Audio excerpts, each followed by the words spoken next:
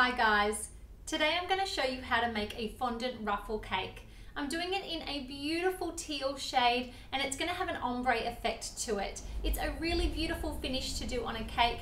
Fondant ruffles have been really popular for years and years and I'm going to show you exactly how to do it.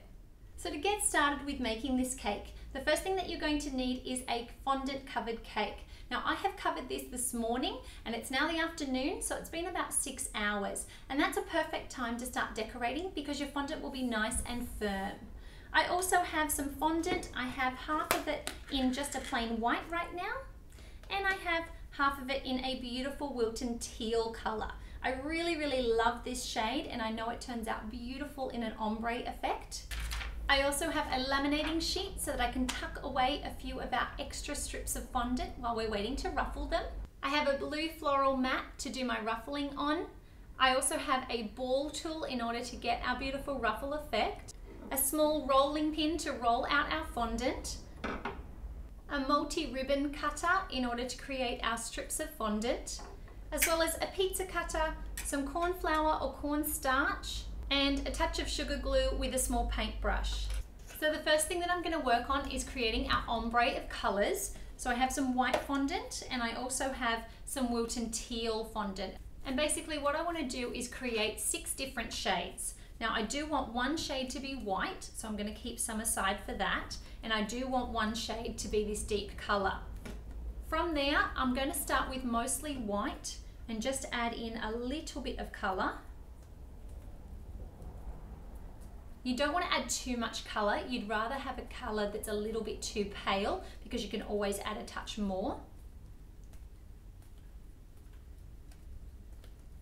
Now once you're happy with all of your colors, I basically pop them into a plastic bag, kind of like a color wheel, and then I fold it over gently, and that way I know I can work my way around the colors.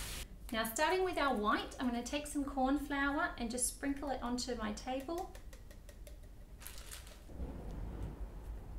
Pat it down and get some cornflour on both sides because it can get quite sticky when you're rolling it out thin.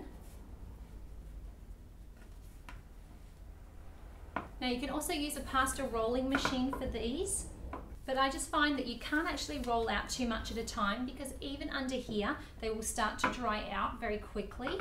So I tend to need to do small batches anyway, so I just roll it. And the aim with this is just to get very thin, almost as thin as if you're doing a sugar flour. And using my multi-ribbon cutter, I'm just going to cut nice long strips. And all I do is pop it into the laminating sheet, kind of like a little sleeve. Now I tend to only roll out about 3 at a time so that I have 2 tucked away and 1 that I'm working on.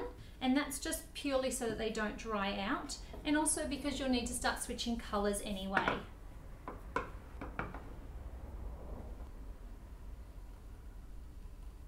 And now all I do to ruffle this is just place the start of it onto our blue floral mat, working from one side, and you just want to work with your ball tool halfway on and halfway off the fondant, and just kind of flicking it.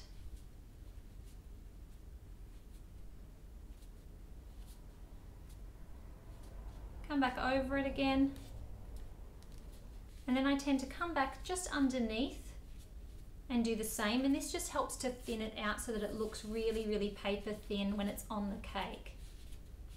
And now using some sugar glue, I just paint the top edge of our cake all the way around, then take our fondant and just place it on the cake, making sure that you have a good amount going over the top. And you want to vary it a little bit as well. You don't want to have it being exactly the same height all the way around. And then I just like to taper it down when it finishes. And then we can start on the next one.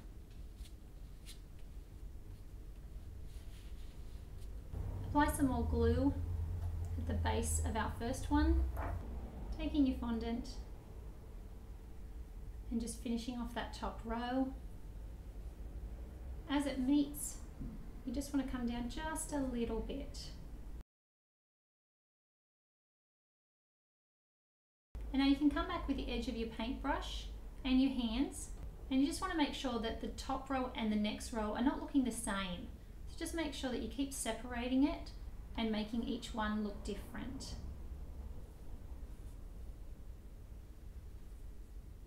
And now we're just going to take our second colour and roll out about 3 of our little fondant stripes again.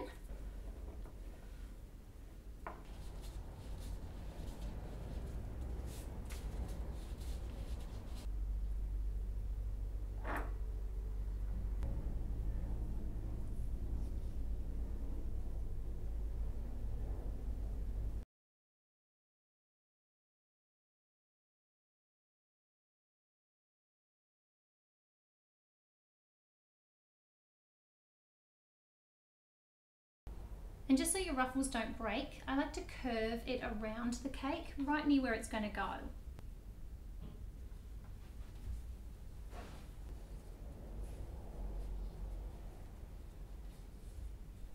Now for your final colour, you don't want the strips of fondant to be quite as thick because you don't want them to come down. As you can see, we are already at the edge of our cake. So I'm going to change this and just make it a little bit smaller.